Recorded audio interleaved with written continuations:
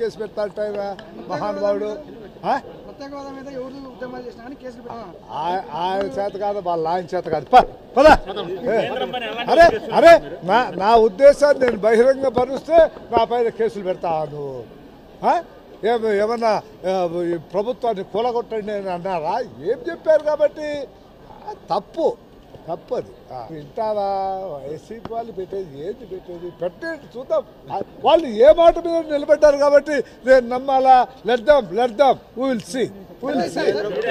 రకాలైన చేత అయిన ఒత్తిడి తెస్తూ ఒకటి ఆల్ టుగెదర్ మా ఎయిమ్, మా ముఖ్యమంత్రి గారు ఏమంటే ఒకటే, రాష్ట్రం డెవలప్మెంట్ కావాలి.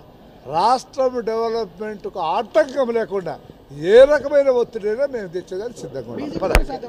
అది కనుచూపు పేర్లు నాకైతే కనపడలే, పర్సనల్గా నాకైతే కనపడటం. ప్యాకేజీ రాదు, ఏమీ రాదు. మనమందరము మీడియా అంతా కూడా బాగా ఎక్స్పోజ్ చేస్తుంది కాబట్టి కొంత ఆర్థిక సహాయం 5వ తారీఖు లోపల వస్తుందని నేను పర్సనల్గా భావిస్తున్నాను. 10 రూపాయలు ఇస్తే ఉపయోగం లేదా?